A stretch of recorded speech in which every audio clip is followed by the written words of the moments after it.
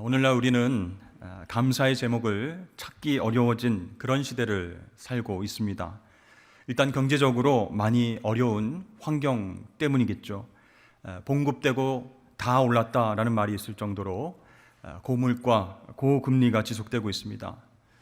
사업하시는 분들의 이야기를 들어보면 한 해의 매출은 나아지지 않고 직원들 봉급 주기도 빠듯한 상황이다라고 말씀합니다. 이렇게 나의 경제적인 어떤 여건이나 환경을 생각해 보면 올 한 해 하나님께 감사한 제목들이 과연 있을까 그런 생각이 듭니다. 그래서 하나님 정말 감사합니다 이렇게 고백하려고 하면 뭔가 좋은 결과나 성과가 있어야 하지 않을까 그런 생각이 들기도 하죠. 그러나 여러분, 우리의 감사는 하나님께서 주신 은혜에 반응하는 것입니다. 그런데 그 은혜가 꼭 물질과 건강과 사업과 자녀의 형통으로만 이루어지는 것이 아니라는 것이죠. 우리에게 베풀어 주신 하나님의 은혜를 우리가 찾을 수 있어야 되겠습니다. 하늘의 별과 바닷가의 모래와 같이 많이 우리에게 허락해 주셨는데 우리가 발견하지 못해서 감사의 삶을 살지 못하는 것은 아닌지 살펴볼 필요가 있습니다. 여러분, 감사에 인색한 인생을 산다는 것은 하나님 은혜에 반응하는 그 센서가 고장나 있다라고 볼 수 있는 것이죠. 오늘 본문 말씀을 보면요, 우리들처럼 감사에 인색한 사람들이 등장하고 있습니다. 바로 9명의 나병 환자들인데요, 10명의 나병 환자 중 1명만 다 치유되었는데 1명만 돌아와서 감사를 예수님께 표현했습니다. 그런데 그 한 사람이 누구이냐? 바로 유대인들이 싫어하는 이방인 사마리아인이었습니다. 그렇습니다. 이 말씀을 통해서 볼 때 은혜에 반응하는 사람은 정해진 것이 아니다라는 것을 알 수 있죠. 아무리 오랫동안 신앙생활을 했어도, 아무리 교회에서 봉사를 많이 했어도 다 감사의 삶을 사는 것이 아니라는 것이요. 또 하나님의 은혜로 병이 낫고 건강해진 분들만 그렇게 감사하는 것이 아닌 것을 알게 됩니다. 자, 여러분, 왜 우리들은 이렇게 하나님 앞에서 감사하는데 인색하게 되었을까요? 오늘 말씀을 통해서 과연 하나님 은혜에 반응하는 방법이 무엇인지 함께 생각해 보고자 합니다. 자, 예수님 당시에는요, 나병에 걸리면 그 즉시 가족들로부터 격리되고 동네에서 나가야 됩니다. 그래서 사람들이 거주하지 않는 산속이나 또 사막이나 깊은 동굴 속에서 그렇게 외롭고 힘든 생활을 했어야만 했습니다. 예수님 당시에 하나님의 택하심 받은 백성, 선민인 유대인들은요, 대체적으로 이방인들과 같은 마을에서 함께 살지 않았습니다. 하지만 나병에 걸리면 이야기가 달라집니다. 왜냐하면 똑같이 사회로부터 버림받기 때문에 유대인 나병 환자이든 이방인 나병 환자이든 출신 구분하지 않고 함께 어울려서 지낼 수밖에 없었다는 것이죠. 이 나병 환자들에게는 출신 배경이나 사회적 지위가 더 이상 의미가 없었기 때문입니다. 그래서 오늘 유대인과 사마리아인 나병 환자가 함께 예수님께로 나아오는 것을 우리가 보게 되는 것이죠. 자, 그들에게는요, 육체적인 질병뿐만 아니라 정신적이고 영적인 고통이 하나 더 있었습니다. 무엇입니까? 환자들 스스로 나는 하나님께 저주를 받아서 이렇게 끔찍한 형벌을 받고 있다라는 생각입니다. 이 나병 환자들은요, 세상을 살아갈 어떤 이유를 발견하지 못했습니다.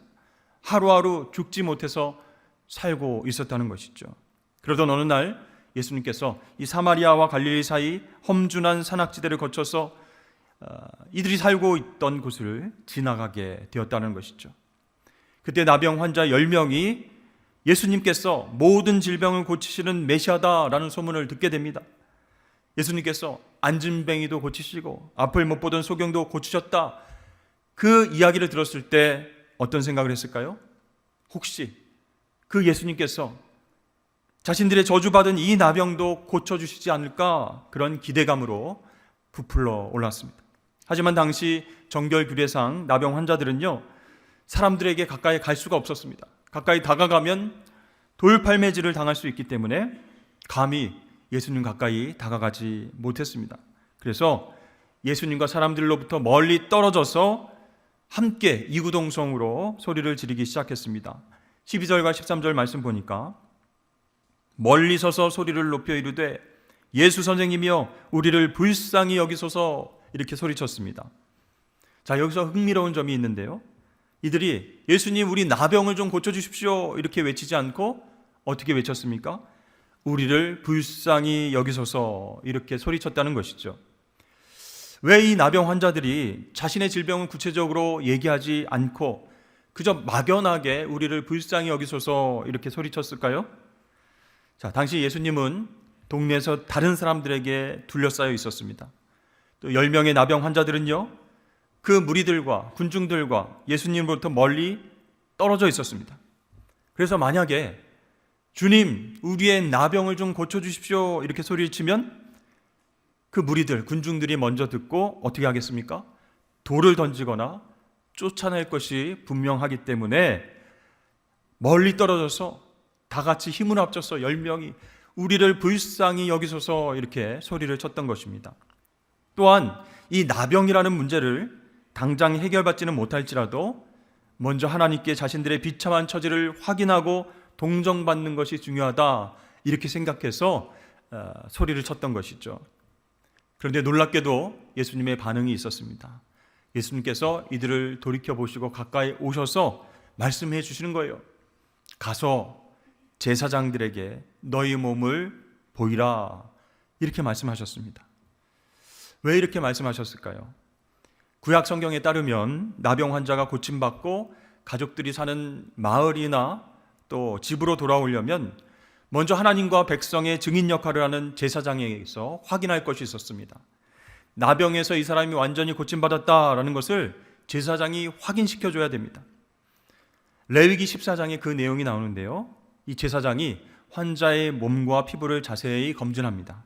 그래서 이 나병 환부가 나았으면 살아있는 정결한 새 2마리를 준비하고요, 백향목과 홍색실과 우슬초를 준비합니다. 그래서 흐르는 물 위에서 새 1마리를 잡고 그 피를 찍어서 나병이 사라진 환자에게 뿌리면서 7번 뿌리면서 정하다 이렇게 외칩니다. 그리고 나서 1마리 살아있는 새를 풀어서 놓아줍니다. 자, 이렇게 정결함을 받은 환자는 어떻게 해야 될까요? 자기 옷을 깨끗하게 빨고 모든 털을 말끔하게 밀고 물로 자신의 몸을 깨끗하게 씻어야 됩니다. 자, 이런 복잡한 과정을 거치고 제사장이 환자의 나병이 고침받았다 이렇게 선언해 줘야 그제서야 이 환자는 가족들이 살고 있는 마을과 집으로 돌아가서 일상생활을 할 수 있게 되는 것입니다. 자, 예수님께서는 이러한 레위기의 정결 규례를 염두하시면서 10명의 나병 환자들에게 말씀하셨어요. 가서 제사장에게 너희 몸을 보이라. 아직 고쳐주신 것이 아니에요. 먼저 가서 제사장에게 보이라 이렇게 명령을 하신 것이죠. 이 말씀을 들은 나병 환자들은 그 말씀에 순종해서 제사장을 찾아 길을 나서기 시작했습니다. 그때에 그 길을 가는 중에 놀라운 기적이 일어났습니다. 정말 예수님 말씀대로 오랜 세월 자신을 괴롭히고 육신을 지치게 했던 그 나병이 모두 사라지게 된 것입니다. 10명의 나병 환자들이 모두 다 한결같이 깨끗하게 고침을 받았습니다. 아직 제사장에게 몸을 보인 것은 아니었지만 분명히 확신할 수 있었어요. 왜냐하면 이전에 썩어 문드러졌던 그 몸에 어린아이 피부처럼 새살이 돋아났고요, 예전의 건강을 회복했기 때문입니다. 서로가 서로를 봐도 확인할 수 있었고 자신의 몸을 자기가 봐도 확인할 수 있었습니다. 자, 이렇게 10명의 나병 환자가 이 놀라운 기적을 경험했지만 이 대부분의 유대인 나병 환자들은요, 무엇을 생각했을까요? 빨리 제사장에게 가서 정결 규례를 이행하고 정상적인 삶을 살아야 되겠다, 그것에만 초점을 맞추고 그렇게 뛰쳐나갔습니다. 여러분, 이들에게 제사장의 정결 규례는요, 유대 사회에서 공동체의 일원으로 살아가기 위해서 꼭 필요한 통과 의례나 마찬가지였다는 것이에요. 그러나 그 중에 한 사람은 사마리아인이었어요. 이 사람은 유대인들의 정결 규례를 잘 모르는 이방인 나병 환자였습니다. 그 사람의 생각은 달랐어요. 레위기에 나병 환자의 정결 규례라는 것이 있는지 없는지 모르지만 실제로 나병 환자가 고침받을 수 있다라고 생각하지 않았습니다. 그 당시에 의술로는 고치지 못하는 병이었기 때문이에요. 또 나병 환자가 완전히 깨끗해졌다, 그런 기적이 실제로 일어났다는 얘기도 들어본 적이 없었습니다. 그런데 놀랍게도 자신의 몸이 실제로 깨끗하게 나았습니다. 정말로 예수님의 능력으로 자기가 고침받았다는 확신이 든 것이에요. 가서 제사장에게 내 몸을 보이라 말씀하신 분이 바로 하나님의 아들이구나, 메시아 그분이시구나 라고 하는 믿음이 생겼습니다. 그래서 이 사람은요, 제사장에게로 가던 발걸음을 돌이켜서 예수님께로 찾아왔습니다. 그리고 예수님의 발 아래 엎드려서 감사를 표현했어요. 그러자 예수님이 묻습니다. 자, 10사람이 전부 다 깨끗함을 받았는데 왜 다른 9은 어디로 가버리고 너 혼자만 여기 온 것이냐? 이 이방인 외에는 하나님께 영광을 돌리러 돌아온 자가 없느냐? 이렇게 질문하셨어요. 그리고 그에게 일어나서 가라, 내 믿음이 너를 구원하였느니라, 이렇게 선언해 주셨습니다. 여러분, 우리가 나병 환자를 생각할 때 더럽고 끔찍한 그런 병에 걸려서 하나님의 심판을 받는구나, 이렇게 생각합니다. 우리는 어떻습니까? 예수 십자가 은혜로 나병보다 더 악하고 더러운 내면의 죄악이 깨끗하게 용서받은 하나님의 자녀들인 줄로 믿습니다. 예수님께서는요, 우리 죄를 용서하시기 위해서 십자가 위에서 살이 찢기시고 피를 흘리셨습니다. 그 예수님 때문에 우리의 옛 자아가 죽고 예수님의 부활 가운데 우리도 새로운 생명을 누리며 살게 된 줄로 믿습니다. 그런데요, 이런 은혜를 경험하며 살아가는 우리가 얼마나 평소에 하나님께 감사를 표현하며 살고 있습니까? 이 유대인 나병 환자들은요, 자신들의 몸이 깨끗해지고 이제 제사장에게 인정받아서, 즉 율법과 규례에 따른 인정을 받아서 일상 삶을 회복할 것만 그렇게 생각했어요. 그것으로 인해서 들뜨고 기뻐하고 있습니다. 정작 그들에게 새 생명을 주신, 치유를 허락하신 예수님의 은혜를 기억하지 못하고 있었습니다. 그러나 율법과 규례를 잘 모르는 사마리아인 나병 환자는 그것보다는 예수님 베푸신 은혜에 반응을 했어요. 큰 소리로 하나님께 영광을 돌리면서 예수님께 찾아와 엎드려 경배했습니다. 감사했습니다. 여러분, 그렇습니다. 율법보다, 규례보다 은혜에 반응하는 것이 바로 감사, 그 감사의 본질인 줄로 믿습니다. 사랑하는 성도 여러분, 우리는 예수님 때문에 그 세상 어떤 것과도 비교할 수 없는 큰 은혜를 경험했습니다. 소중한 새 생명을 공급받았어요. 그 은혜를 우리가 알고 있다면 우리 입술과 마음으로 주님을 향한 감사가 항상 넘쳐나야 하지 않겠습니까? 나병 환자들이요, 깨끗하게 된 이후에 어떤 삶을 살았는지는 우리는 잘 모릅니다. 기록되었지 않기 때문이죠. 아마 정상인이 된 이후에도 여러 가지 고난과 어려운 문제를 경험하며 살았을 것입니다. 우리가 예수 십자가 은혜로 하나님 자녀가 되어서 새 생명으로 거듭난 삶을 살아갈 때에도, 그 이후에도 여전히 고난과 고통의 문제가 찾아온다는 것이에요. 그런데 중요한 것은 무엇입니까? 죽음에서 생명으로 옮겨진 그 크신 은혜가 지금 우리의 삶 가운데서 지속적인 것이 되기 위해서는 매번 우리 가운데 감사가 있어야 된다라는 것이에요. 입술의 고백, 기도의 감사, 또 찬양으로 감사의 마음을 드리는 것들이 우리 삶 가운데서 매번 넘쳐나야 된다라는 것이에요. 그렇습니다. 이 감사라고 하는 것은요, 저와 여러분들을 늘 은혜에 반응하게 하는 하나님의 능력임을 믿으실 수 있기를 바랍니다. 믿지 않는 사람들도 감사하면 그 삶이 긍정적인 태도로 변한다, 이렇게 잘 알고 있습니다. 그런데요, 여러분, 우리가 믿는 하나님의 자녀로서 감사가 계속되어지면 어떤 유익이 있을까요? 하나님께서 나를 사랑하셔서 진짜로 베풀어 주신 은혜가 얼마나 큰지를 발견하게 되는 거예요. 그리고 기억하게 되는 것이요. 그러면서 매번 감사로 삶을 살아가게 된다라는 것이죠.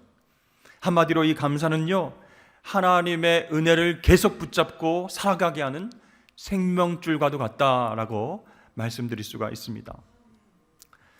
여러분, 해와 달이 된 오누이라고 하는 그런 민담 이야기 잘 아시죠? 호랑이에게 잡혀 먹힐 그런 위험에 처한 오누이가 절박한 마음으로 하늘을 바라보면서 기도합니다. 하나님, 우리를 살려주시면 새 동아줄을 내려주십시오. 그때 하늘에서 새 동아줄이 내려옵니다. 그걸 붙잡았을 때 이 오누이가 하늘로 점점 올라가게 됐어요.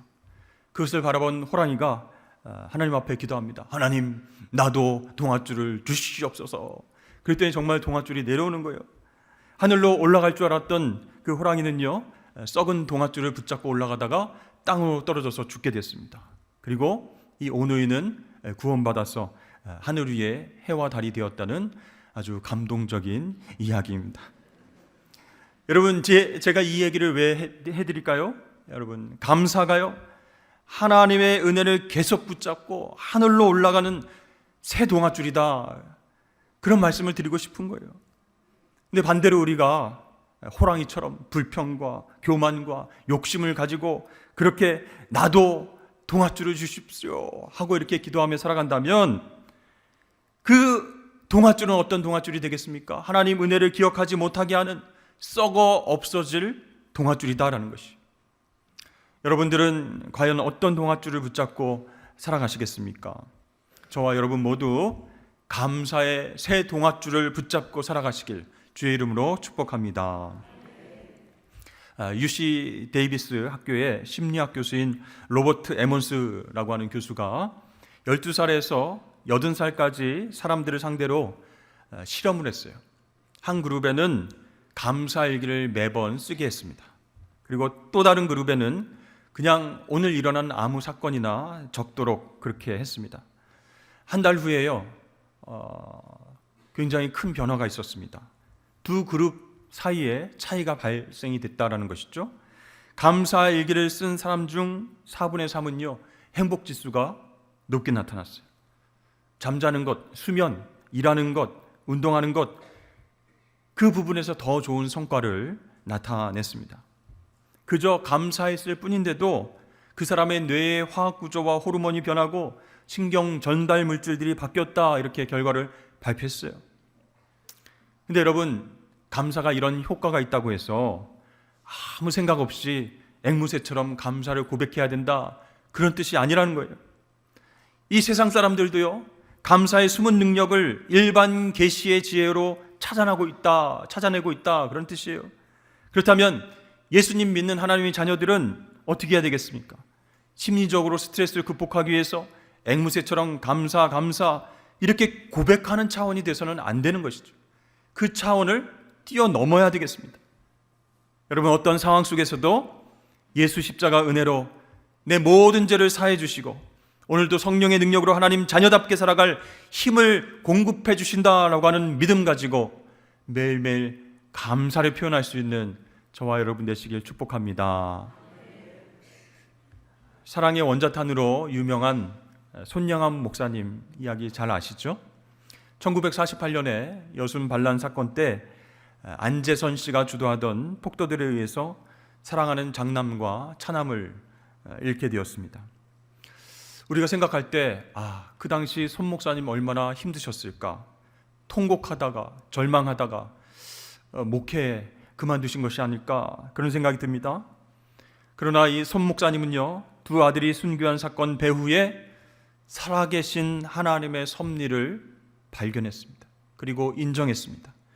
그리고 1948년 10월 27일 아침에 여수 애양원 교회에서 두 아들의 장례 예배를 드릴 때에 다음과 같은 감사의 고백을 하셨습니다.